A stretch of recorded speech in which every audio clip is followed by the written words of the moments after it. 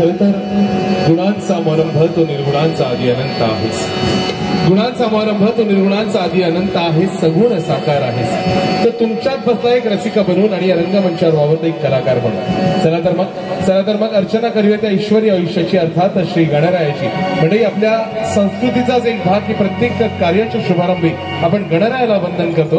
आणि मग ह्या गणरायाचं रूप डोळ्यासमोर आलं तर फक्त एवढंच म्हणावं असं वाटतं की विद्येची देवता कलेचा अधिपती तो श्री गणपती.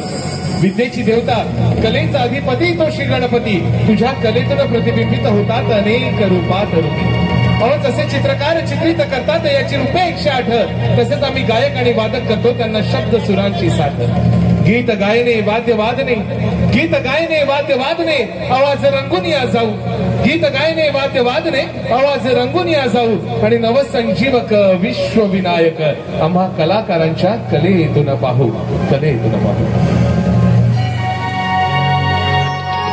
हे देवा तुझ्या दारी आलो,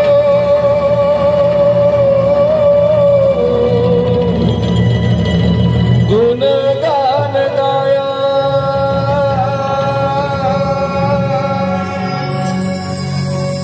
तुझ्या मानसाचा जन्म जाई वाया.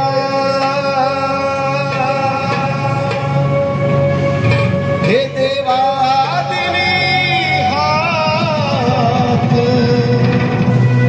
उद्धार कराया.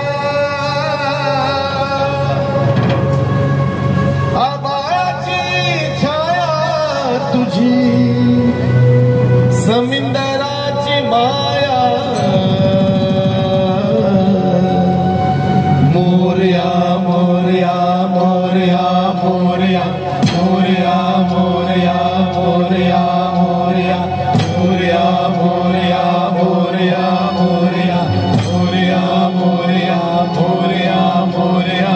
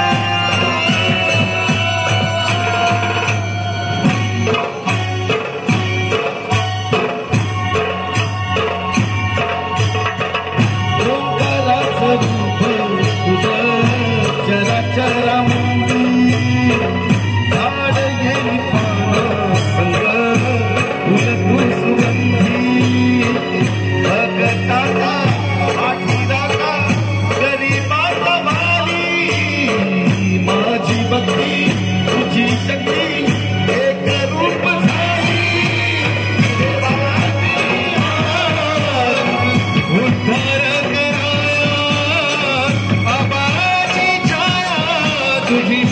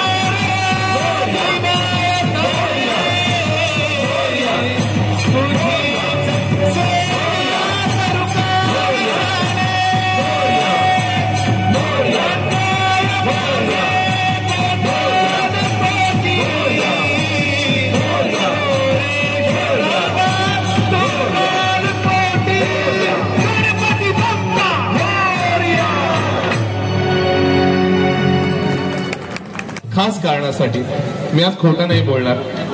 तुम्ही पहिल्या सादरीकरणानंतर ज्या काही टाळ्या वाजवल्या त्या अक्षरशः जीएसटी लावून आल्यासारख्या वाटल्या.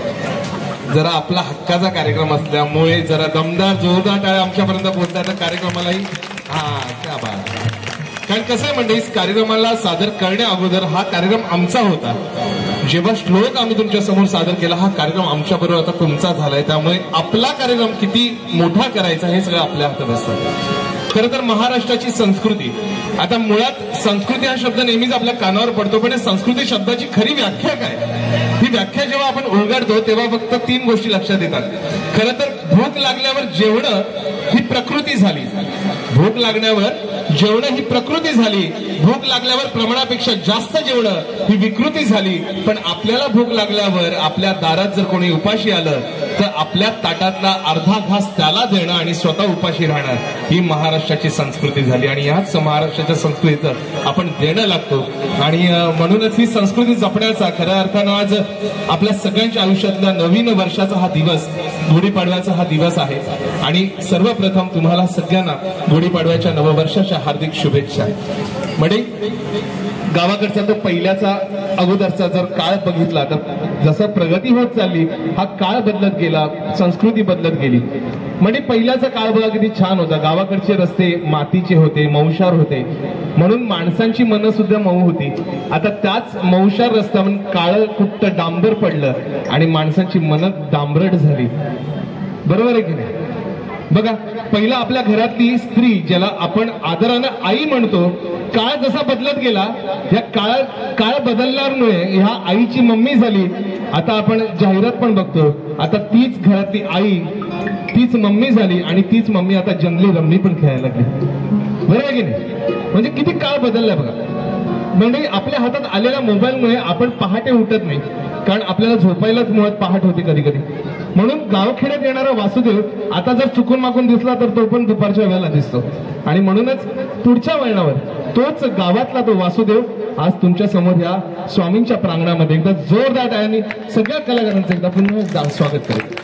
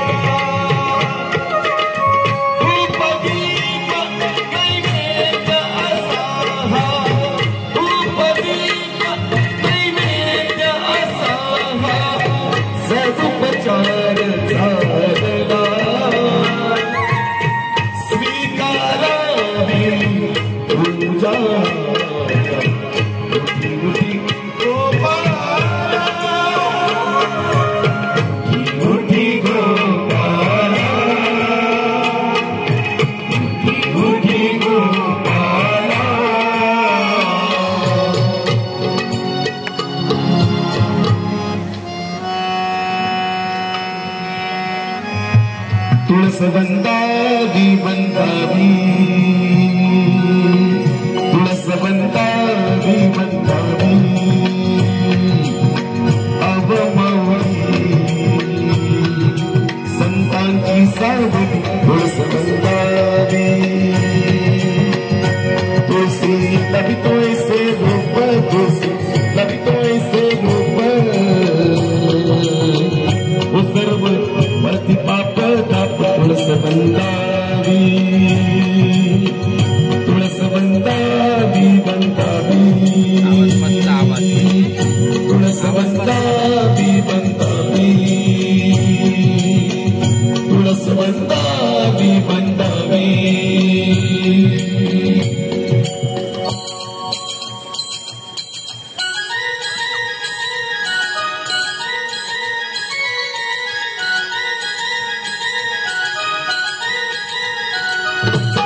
झुलून आले आभाळ माझ्या पारी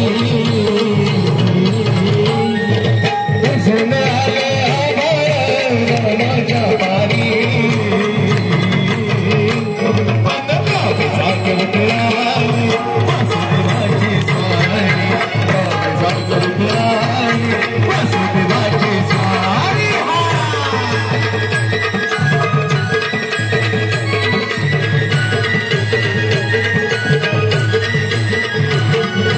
सूर्या संग हिरसा जलतोय अंगार गारे उजेड केला फिरतो मननी बेजारे गा बेजारे पापाच्या मूळ पुण्याई पडली आभारी मन गाव जागर पुराई वासुदेवाचे स्वामी गाव जागर पुराई वासुदेवाचे स्वामी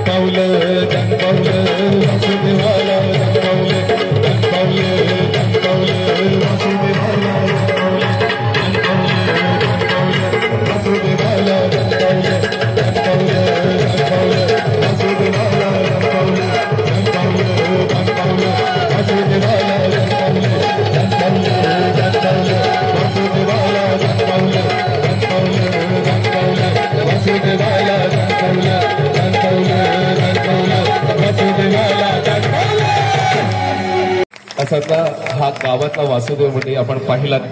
खरं तर हीच महाराष्ट्राची रम्य पहाट असते. मंडळी बघा, मगाशी मी टाळ्या मागवून घेतल्या, आता न मागता तुमच्याकडून जोरदार टाळ्या आल्या. खरंच खूप बरं वाटलं, कारण तुमच्या टाळ्या ह्या आमच्यासाठी आशीर्वादाचंच नेहमी काम करत असतात. खरं तर मागची 2 वर्ष जर उलटून बघितली तर त्या 2 वर्षामध्ये कोरोना नामक राक्षसाने जो काही थैमान घातला होता, कुठेतरी त्याच काळामध्ये समोर बसलेल्या रसिक श्रोता आणि आम्हा कलाकारांची मधली नाळ कुठेतरी तुटली होती आणि तीच नाळ आपल्याच या उत्सवाच्या माध्यमातून पुन्हा एकदा जोडली गेली आहे. याच खूप कुतूहल आहे आणि याच खरं अर्थानं बरं वाटतं. म्हणजे याच तुमच्या टाळ्या आशीर्वाद समजून घेतोय आणि पुढच्या वळणावर पुन्हा एकदा आजच्या दिनविशेषकडे अर्थात श्री स्वामी समर्थ सेवा मंडळ सेक्टर 9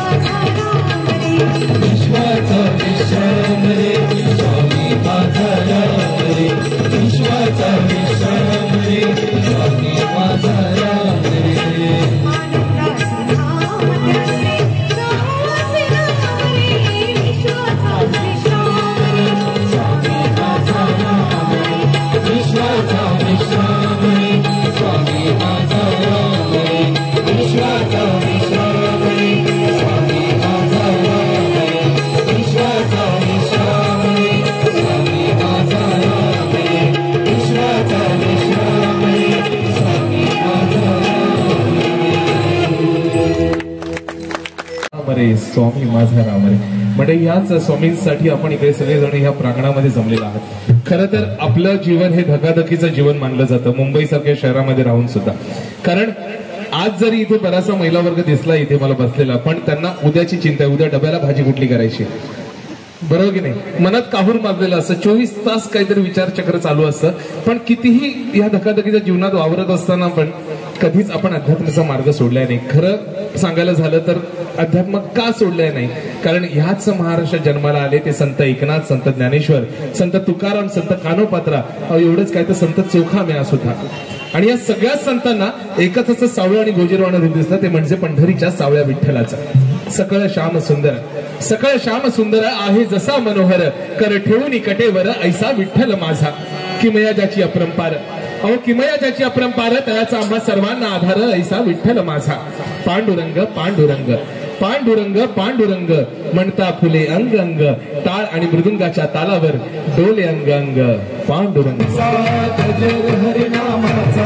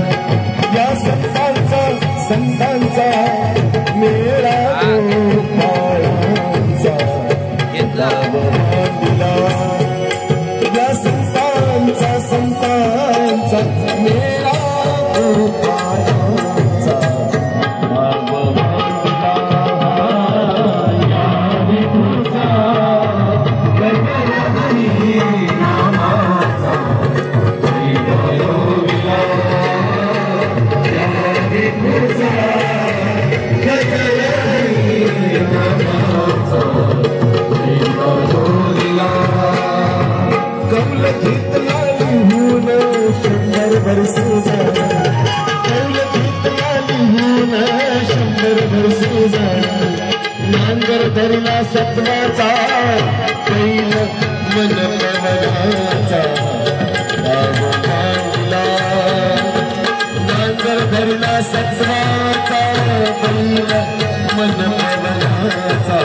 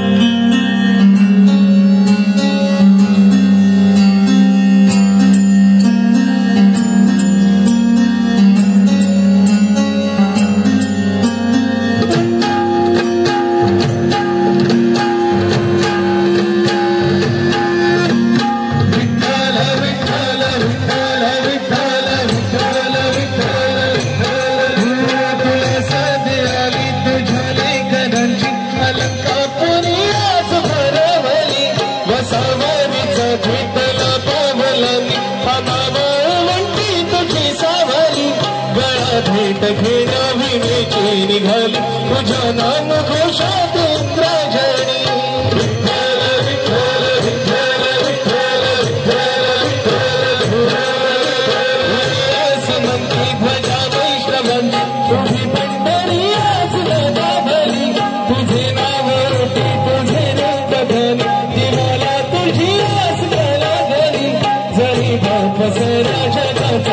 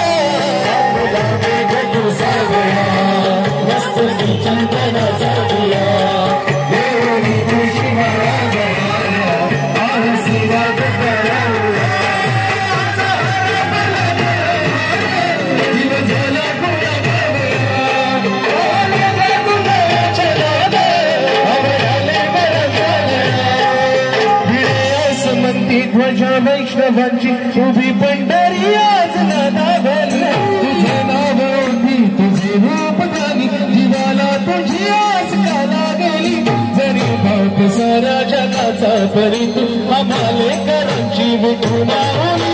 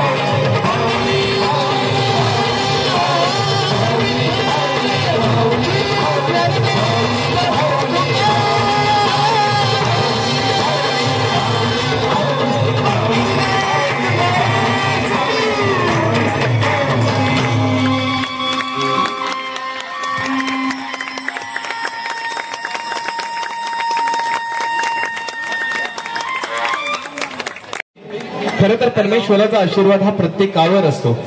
म्हणतात ना की जीवनात जन्माला आल्यानंतर प्रत्येक सजीवानं प्रत्येक माणसानं कुणाला ना कुणाला तरी गुरु म्हणून पाहिलेलं आहे. म्हणतात ना जिसके जीवन में गुरु नाही उसका जीवन शुरू नाही. पण अशातच काही लोक अशी असतात जी परमेश्वरावर विश्वास ठेवत पुढे बसलं अशी लोकही आहेत या समाजात की ज्यांचा परमेश्वरावर विश्वास नसतो आणि मग कुठेतरी निराशाच्या गर्दीत गेल्यानंतर मंडळी एक छोटीशी गोष्ट सांगतो, खरी घडलेली गोष्ट आहे. म्हणजे एक असाच आपल्यातलाच एक व्यक्ती जो खरं तर परमेश्वराला कधी मानत नव्हता आणि कोरोनाच्या त्या काळामध्ये खूप खचला होता आणि खचून मग शेवटी आत्महत्येचा विचार मनामध्ये आला आणि मग कोरोनाच्या त्या काळामध्ये रस्त्यावर कोणी भुरकतही नव्हतं.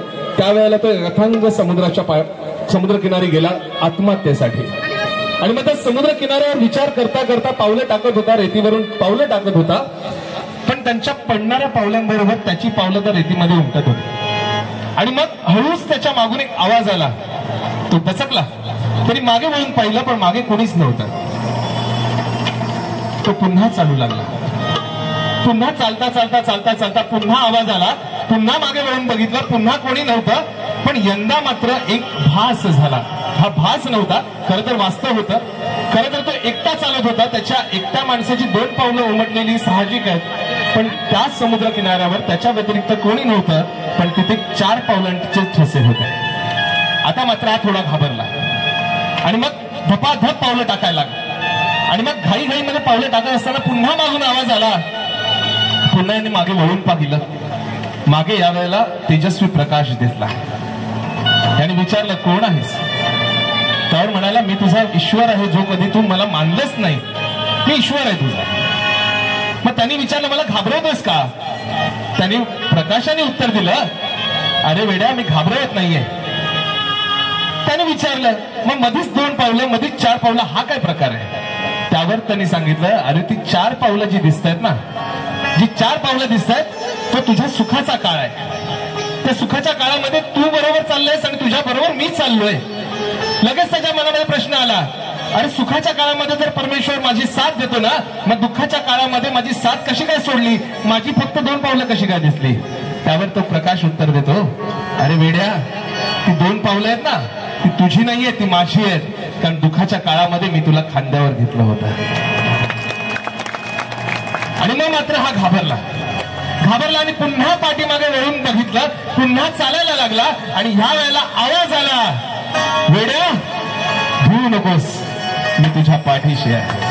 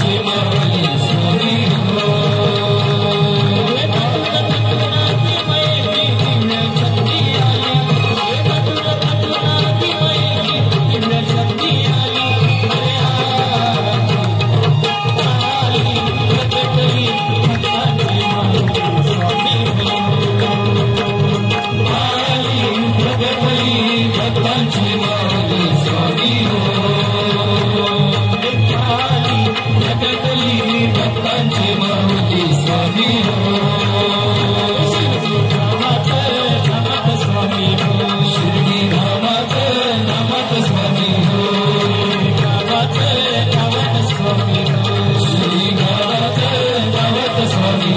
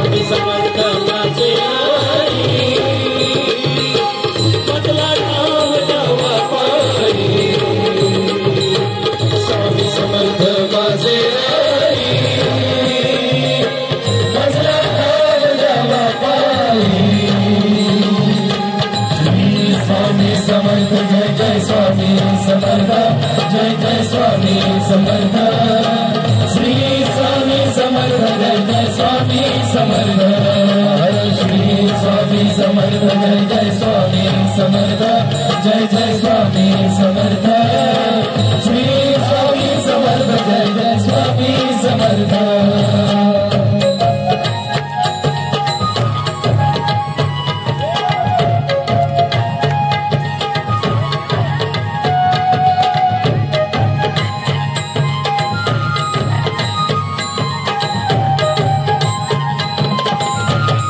समर्थ श्री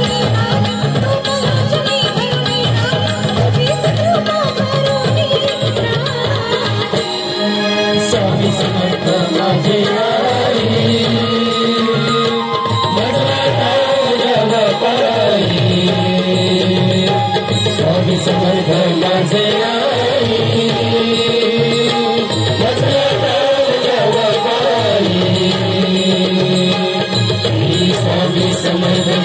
स्वामी समर्थ श्री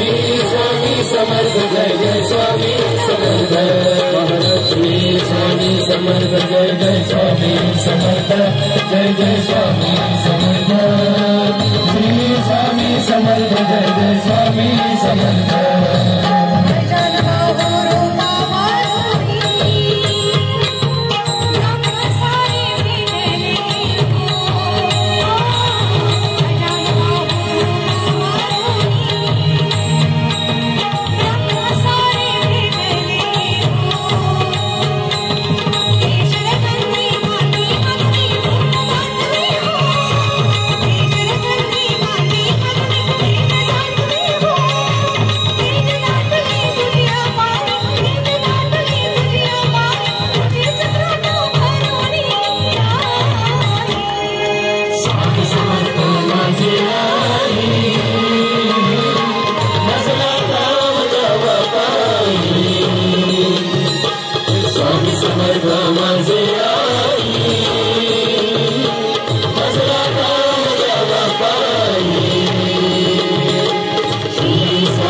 समर्थ जय जय स्वामी समर्थ जय जय स्वामी समर्थ श्री स्वामी समर्थ जय जय स्वामी समर्थ श्री स्वामी समर्थ जय जय स्वामी समर्थ जय जय स्वामी समर्थ श्री स्वामी समर्थ जय जय स्वामी समर्थ श्री स्वामी समर्थ जय जय स्वामी समर्थ जय जय स्वामी समर्थ श्री स्वामी समर्थ जय जय स्वामी समर्थ श्री स्वामी समर्थ जय जय स्वामी समर्थ जय जय स्वामी समर्थ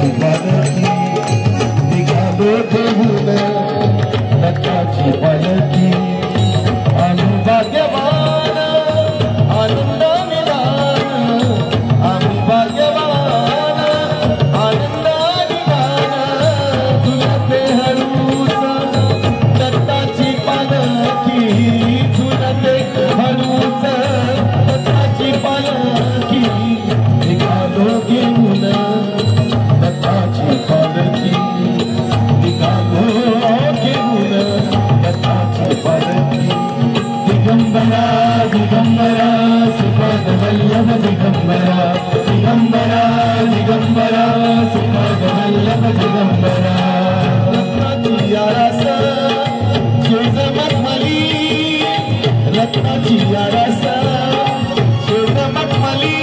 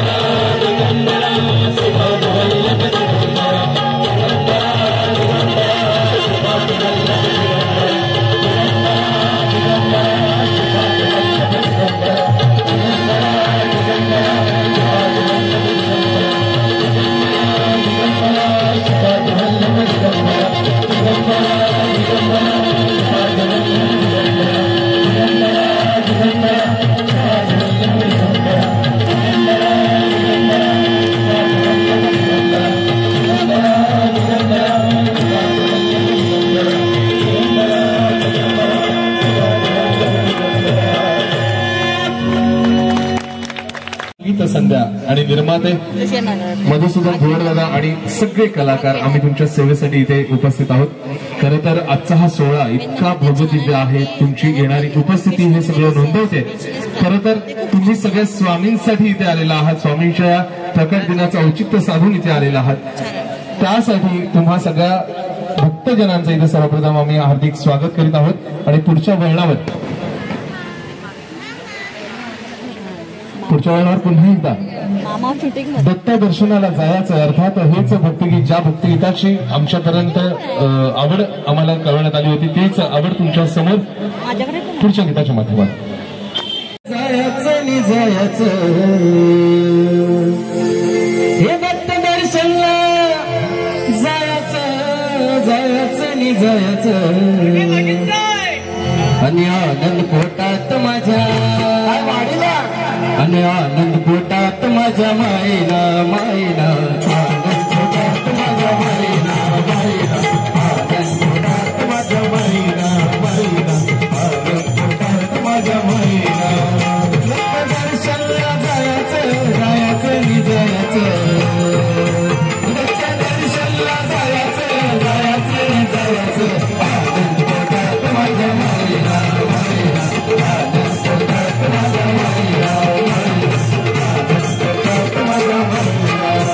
Yeah.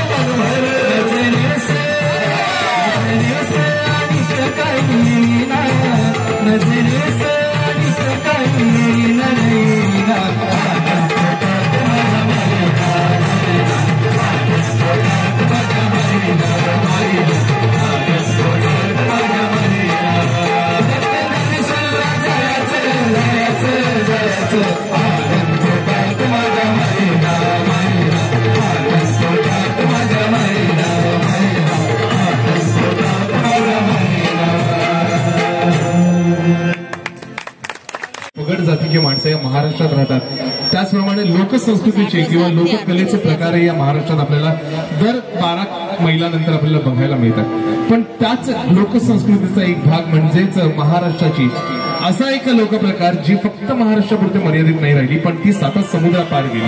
खरं तर अगोदर हा प्रकार गावकुसा बाहेर होता, पण जसजसं ह्याला सोन्याचे दिवस आले, हीच गावकुसा बाहेर असलेली महाराष्ट्राची शान अर्थात लावणी ही गावाच्या मार्गातून खरं तर खेड्यापाड्यातून आपल्या शहरात आली आणि आज शहरातल्या प्रत्येक नागरिकांच्या मनावर अधिराज्य करते।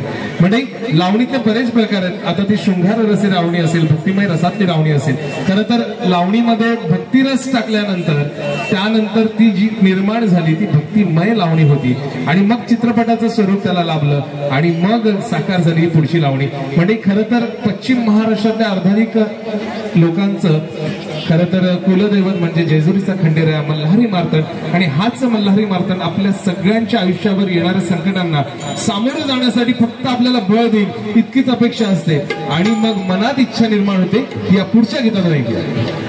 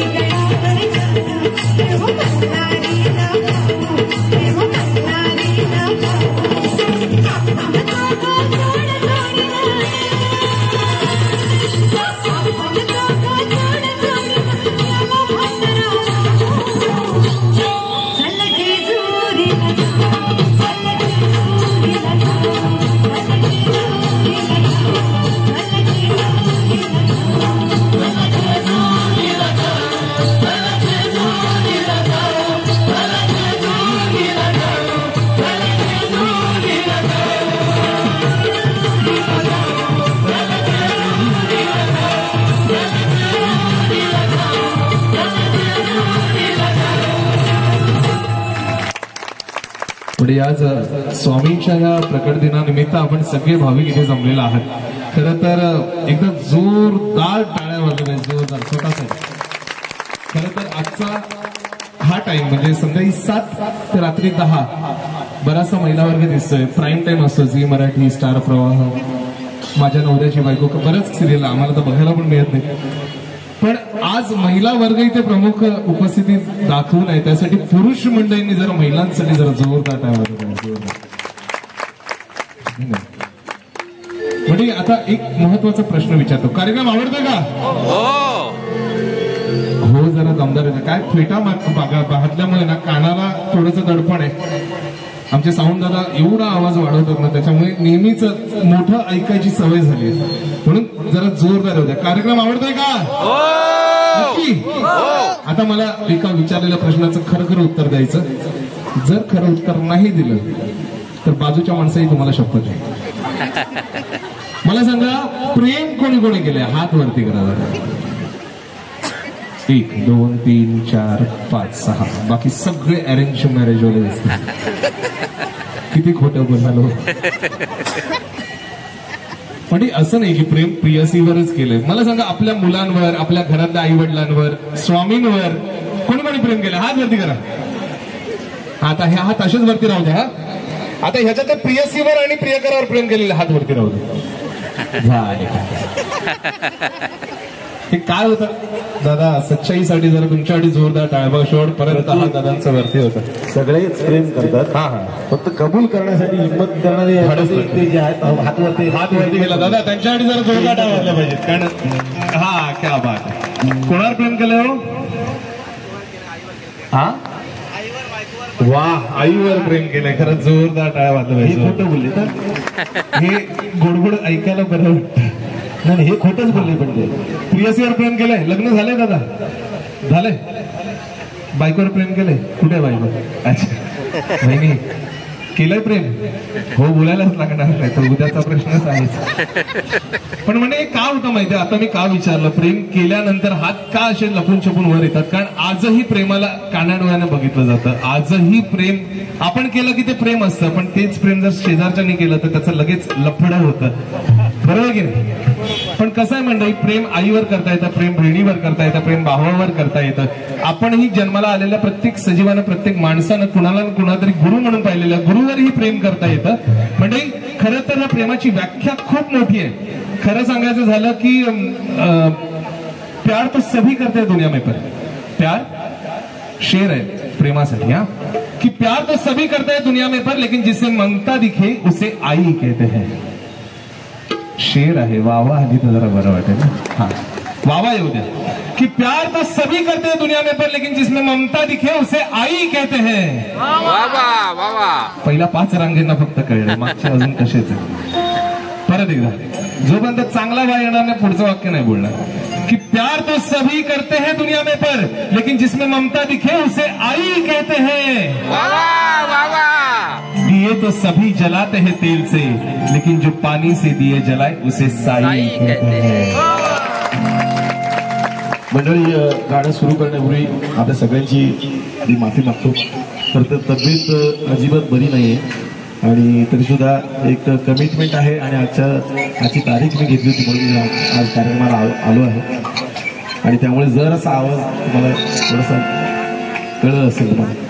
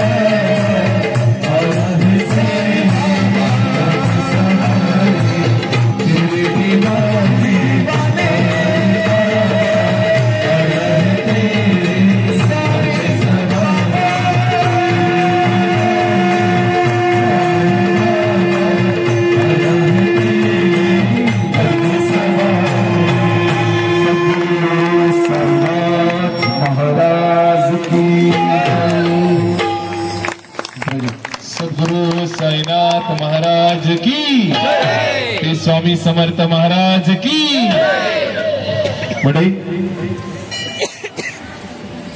आज आपण इथे सगळेजण भक्तिमय रसामध्ये लीन झालेला आहात. खरं तर आज पालखीचा सोहळा इतका भव्य दिव्य स्वरूपात इथे साजरा होत आहे. खरं तर हा सोहळा साजरा करताना एका राजाची आठवण येते. कारण ज्या राजामुळे आपण इथे बसलेला आहात, ज्यांच्यामुळे आज आनंद अनुभवत आहे, त्या राजाची आज आठवण नाही काढली तर आमच्यासाठी ते चुकल्यासारखं असेल.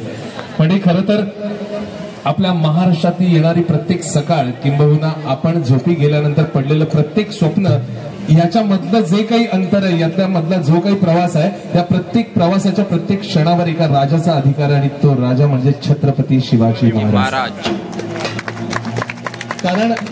कारण सांगतो म्हणजे आपण जे काही स्वातंत्र्य अनुभवतो ना, हे सगळं रेडीमेड स्वातंत्र्य आहे, सगळं रेडीमेड. कारण आपल्याला तेव्हाची ती झळ मिळालेली नाही. तेव्हा पारतंत्र्य काय होतं, तेव्हाची परिस्थिती काय होती हे आपल्याला माहिती नाही. आपण आपल्या राजाची जयंती साजरी करतो म्हणजे आपलं दुर्भाग्य, आपल्या राजाची आपण जयंती 2 वेळा साजरी करतो.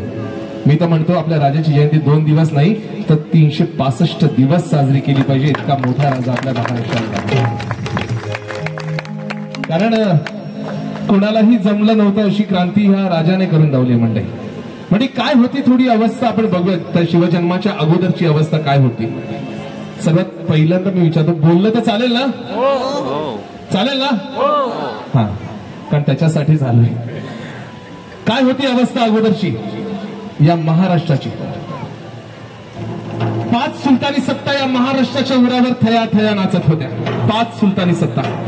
मंदिरं लुटली जात होती, गावं लुटली जात होती. लुटलं जाईल या भीतीने पोटची पोर तर सोडाच, पण धान्याच्या बियांना आणि गवताच्या पात्यांना उगवायची लाज वाटायची. संतांची कवनं आणि वासुदेवाची भूपाई या महाराष्ट्रातून लुप्त झाली होती. गाईचं हंबरडं त्या गोठ्यातून नाहीसं झालं होतं. आपला संपूर्ण महाराष्ट्र अंधारमय भविष्यात आपली दिशा चाच पडत होता. आणि मग आपल्याच आया बहिण्यांची आबरू लुटली जायची आणि तीच या महाराष्ट्राच्या वेशी बाहेर टांगली जायची मंडळी. आणि मग आई भवानी चरणी मागणं मागितलं गेलं. आणि मग मागणं मागितलं गेलं, आई दार उघड, आई दार उघड, आई जगदंबा माते दार उघड, आई रेणुका माते दार उघड, आई दार उघड.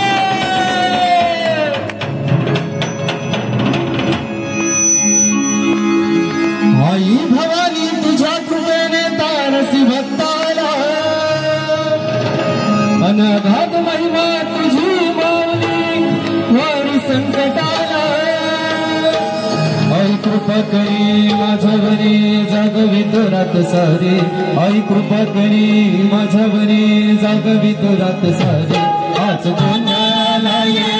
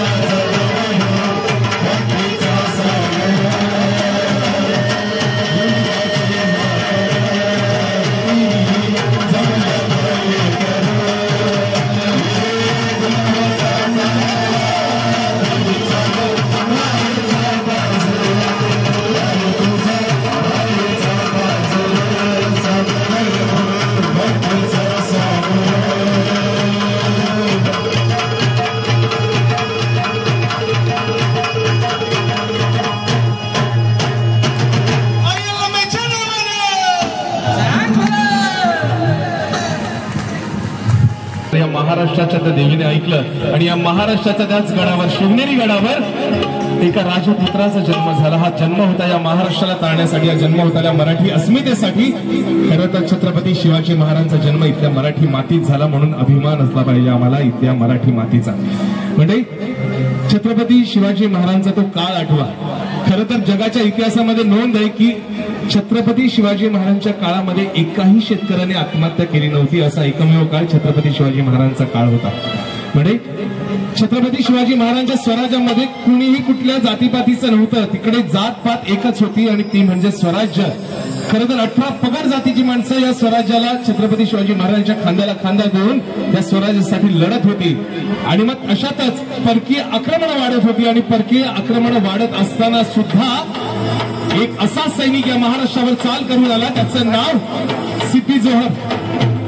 सिद्धी जोहर म्हणजे खूप महत्वाची गोष्ट आहे, जरा नीट लक्ष देऊ नाही का. गोष्ट आहे पन्हाळगडाची. सिद्धी जोहरकडे लाखाचं सैन्य. या लाखाच्या सैन्यानं पन्हाळगडाला वेढा दिलाय. महाराज गडावर आपल्या मुठभर मावळ्यांसह अडकून पडलेत.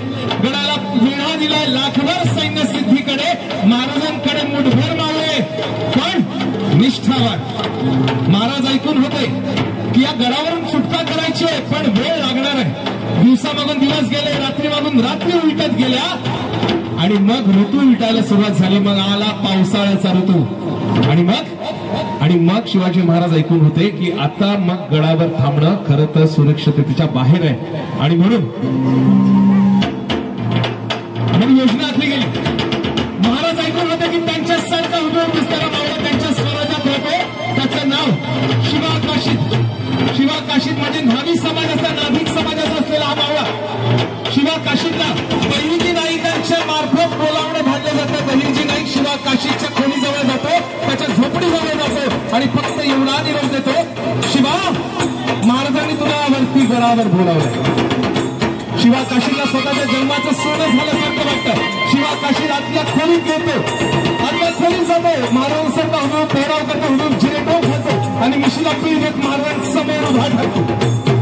महाराजांना या शिवा काशीदला समोर पाहून आपण स्वतःचा आरशात प्रतिबिंब पाहतोय की काय असा भास होतो. पण दुसऱ्या क्षणामध्ये विचार येतो की मी फक्त बोलावणं घडलं होतं. याला कोणी सांगितलं माझ्यासारखा पेहराव करायला? याला कोणी सांगितलं सिद्धीच्या सैन्याकडे याला मी पाठवणार आहे? विचारलं महाराजांनी की कसं कळलं तुला? त्यावर सिद्धी जवळच्या सैन्यावर चाल करण्यासाठी सज्ज असलेला हाच शिवा काशीद उत्तर देतो, महाराज तुमच्या स्वराज्यात लहानाचा मोठा झालो, तुमच्यासारखा हुबेहूब दिसतो. जर तुमच्यासारखा हुबेहूब दिसून हुबेहूब पेहराव करून इतकी अक्कल येत नसेल ना तर काय अर्थ आहे जगण्याचा? वाया गेल्या जमायो, वाया गेल्या. खरं तर गळा भेट होते. गळा भेट कसली हो? अखेरची भेटली. कारण माहिती होतं शिवाजी महाराजांना, माहिती होतं शिवा काशीदला यानंतर भेटणे नाहीये. म्हणजे जगाच्या इतिहासामध्ये, शिवकालीन इतिहासामध्ये नोंद आहे शिवचरित्रामध्ये की सगळ्यात मोठी अमोल थाप जर कुठल्या मावळ्यावर पडली असेल तर हाच तो शिवा काशीद. कारण ज्या वेळेला ही गळाभेट झाली, महाराजांच्या अश्रूचा एक ओघळणारा थेंब ह्या शिवा काशीदच्या पाठीवर पडला. काय ते भाग्य हो, काय ते भाग्य. म्हणजे गळाभेट झाली. गळाभेट कसली हो? हक्करची भेटली. माहिती होतं शिवा काशीदला, माहिती होतं शिवाजी महाराजांना यानंतर भेटणं नाहीये. मोहिमेसाठी सज्ज झाले.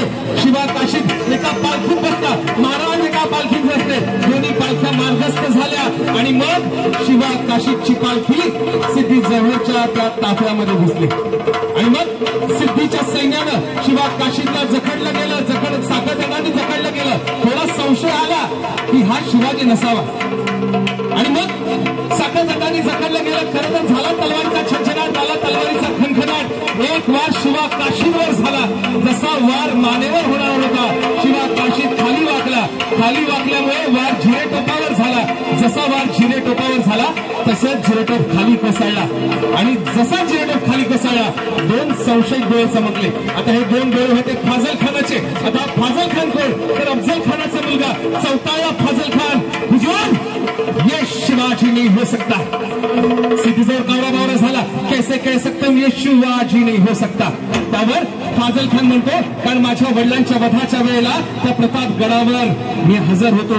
त्यावेळेला कृष्णाजी भास्कर कुलकर्ण्यानं एक वार केला होता. तो शिवाजी महाराजांच्या माथ्यावर लागला होता. जर हा शिवाजी असेल त्याच्या माथ्यावरचा तर वारीची जखम कुठे आहे, खूर कुठे? सकाळ कुंडाने जकडलं जातं, जकडबंद केलं जातं. शिवा काशीच्या मानेवर तलवार ठेवली जाते. विचारलं जातं बता कोण है तू. त्यावर शिवा काशीचं वाक्य म्हणजे म्या शिवाजी भोसले हो. सर्दिशी फिरते रक्त वाहू लागतं, रक्त बंबाळ होतं. शिवा काशीला कळून चुकतं आता मरण निश्चित आहे. आता मरण निश्चित आहे. मरता मरता एक काम करून जाऊया. या गणिमांना या शत्रूंना खरं सांगून जाऊया. कारण खोटं बोलणं आम्हा मराठी माणसाच्या रक्तातच नाही, रक्तातच नाही. आणि मग पुन्हा ठेवली जाते तलवार. विचारलं जातं बता कौन है तू. तुझे तेरे धर्म की कसम, तुझे तेरे ईमान की कसम, तुझे तेरे जहापना की कसम, बता कौन है तू. त्यावर शिवा काशीचं वाक्य आहे मंडळी. शेवटच्या क्षणाचं शिवा काशीचं वाक्य आहे. शिवा काशीत म्हणतो की मी जन्मताना शिवा काशीद म्हणून जन्माला आलो, तरी मरताना छत्रपती शिवाजी महाराज म्हणून मरतोय. त्याच्या पलीकडे दुसरं मोठं खात नाही. छत्रपतींच्या पायाची पायधूळ आपल्या माथ्यावर घेऊन मरणारे हे स्वराज्याचे शिलाधार या मराठीत मातीला लाभले. म्हणून आज ह्या रंगमंचाच्या समोर असलेले हे स्वराज्य आपण बघू शकतो. म्हणजे एकदा जोरदार आवाज झाला पाहिजे. छत्रपती शिवाजी महाराज की जय. एक काळ असा होता मंडळी, छत्रपतींच्या आवाजामुळे दिल्लीचं तख्त आलं जातं. तुमच्या आवाजामुळे बाजूचा बस स्टॉप हल्ला नसेल. जरा जोरदार आवाज झाला पाहिजे. छत्रपती शिवाजी महाराज की जय.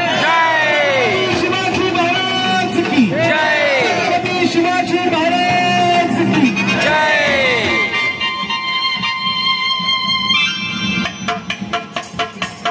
आज मराठी दिवस, मराठी दिवसाचा, मराठी वर्षाचा पहिला दिवस. सर्वप्रथम तुम्हा सगळ्यांना मराठी दिनाच्या किंबहुना या महाराष्ट्राच्या पहिल्या आपल्या नव्या वर्षाच्या पहिल्या दिनाच्या हार्दिक शुभेच्छा. म्हणजे मराठी भाषा आमची छान, मराठी कुळी आमची महान.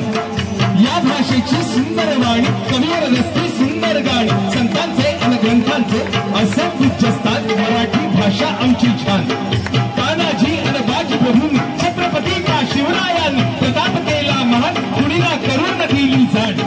वीर महावीर इथे जन्मले, भगव्या झेंडा खाली याल, शिवश्रद्धा आणि सन्मानार्थ महाराष्ट्र बलवान केला महाराष्ट्र बलवान.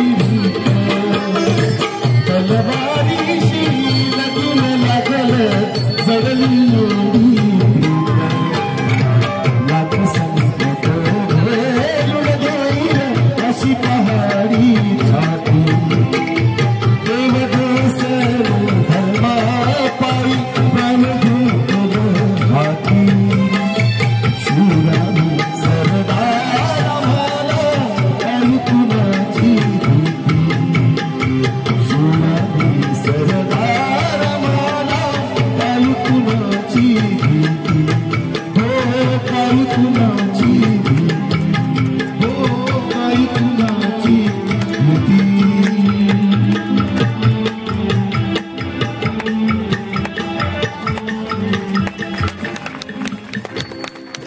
धन्यवाद म्हणजे तुमची पोचपावती आमच्यापर्यंत नक्कीच पोहोचलेली आहे. बरेच प्रेक्षक इथपर्यंत पोहोचले की स्फुरण देणारा आणि मनोरंजनाबरोबर प्रबोधनाचे 4 शब्द तुमच्या समोर मांडणारा हा कार्यक्रम खरं तर या प्रत्येक कलाकारासाठी एक हक्काची टाळी अजून एकदा वाजली पाहिजे जोरदार. श्री स्वामी समर्थ सेवा मंडळ सेक्टर 9 संचालित श्री स्वामी समर्थ मंदिर आणि या मंदिराचा हा भव्य दिव्य असा पालखी सोहळा त्याचप्रमाणे श्री स्वामी समर्थ प्रकट दिन सोहळा इथे संपन्न होतं. खरं तर पुढच्या वळणावर पुन्हा एकदा एका सुंदर अशा भक्तिमय लावणीच्या नजराण्याकडे जाऊया.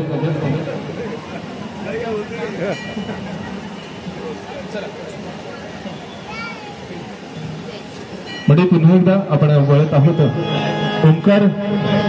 ओंकार निर्मित हृदय सोर साईंचा कलाकार प्रस्तुत साईराम संगीत संध्या अर्थात निर्माता मधुसूदन जोरदादा आणि सहकलाकार पुढच्या वळणारी सुंदर अशी भक्तिमय लावणी.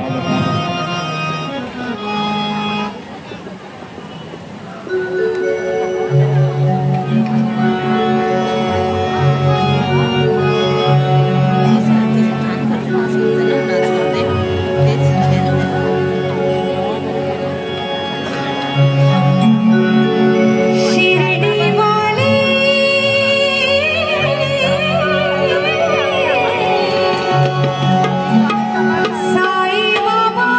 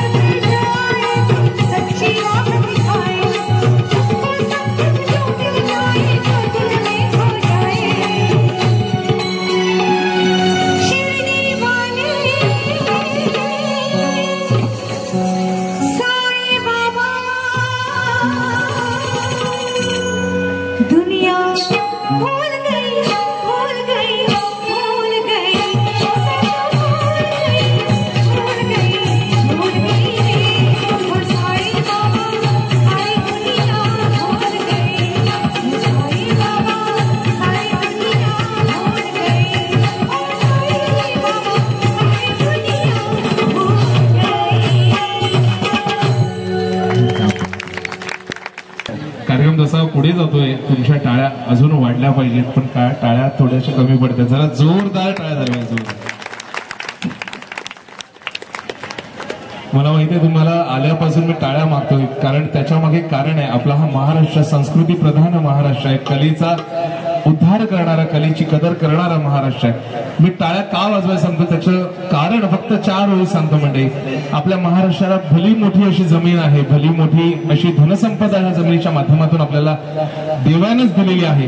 म्हणून ह्या जमिनीत जर कसलंच नाही, जर घाम गाळलाच नाही तर पीक येणार नाही. म्हणून मला असं वाटतं की कसल्या वाचून पीक नाही या महाराष्ट्राच्या मातीला, कसल्या वाचून पीक नाही या महाराष्ट्राच्या मातीला, ज्योती वाचून मोल नाही त्या समईच्या वातीला, आणि तुमच्या टाळ्यां वाचून किंमत नाही आम्हा कलावंतांच्या जातीला. एकदा जोरदार टाळ्या सगळ्या कलावंतांसाठी जाणार आहे, जोरदार.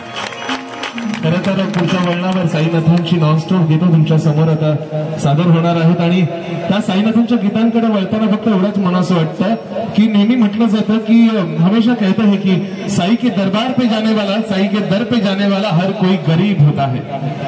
असं म्हणतात की साई के दर पे जाने वाला हर कोई गरीब होता है, लेकिन सच्ची आंखों से देख लो तो साई के दर पे जाने वाला गरीब नहीं खुश नसीब होता है. आणि म्हणूनच पुढच्या वेळावर साईंची भक्तिमय गीतं तुमच्या समोर.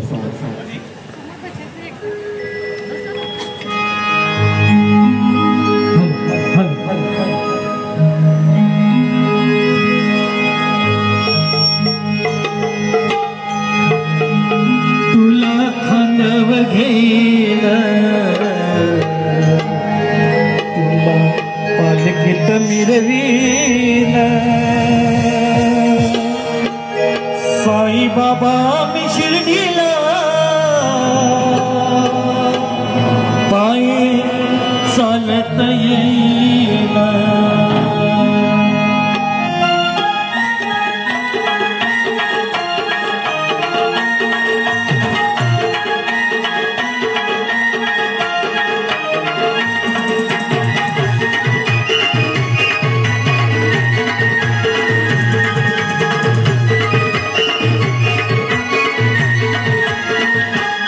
तुला खांदव घेईल, तुला पालखीत मिरवील, तुला खांदव घेईल, तुला पालखीत मिरवील.